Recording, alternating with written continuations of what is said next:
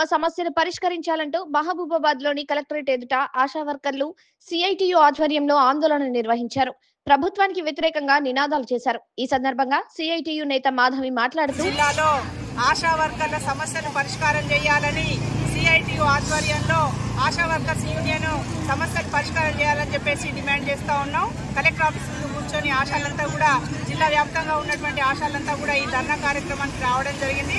ముఖ్యంగా ఆశా వర్కర్లకు సంబంధించినటువంటి అనేక సమస్యలు ఉన్నాయి.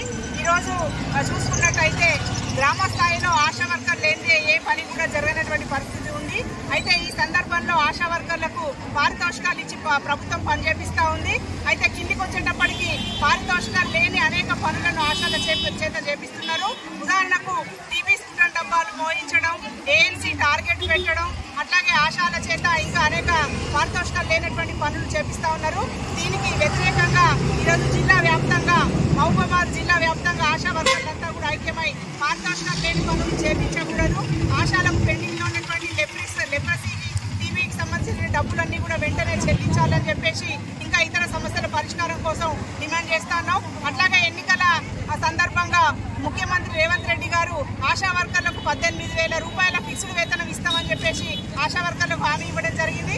ఆ హామీని కూడా వెంటనే అమలు చేయాలని చెప్పేసి డిమాండ్ చేస్తాను. నా పేరు కాసుమాధవి, ఆశా వర్కర్స్ యూనియన్ రాష్ట్ర. అనంతరం డిఎంహెచ్ఓ ఆఫీసులో వినతి పత్రాన్ని అందజేశారు. ఈ ధర్నాలో సిఐటియు జిల్లా నాయకులు పోతుగంటి మల్లయ్య, కుమ్మరికుంట్ల నాగన్న, ఆశా యూనియన్ జిల్లా అధ్యక్ష కార్యదర్శులు మంకిడి రమణ, వడ్లకొండ ఉపేంద్ర, సునీత, స్వరూప, నళిని, జ్యోతి, ఆసియా, రమణ, కమల, రమాదేవి, సవిత, రాధ, శ్రీలక్ష్మి, నిర్మల, స్వప్న తదితరులు పాల్గొన్నారు.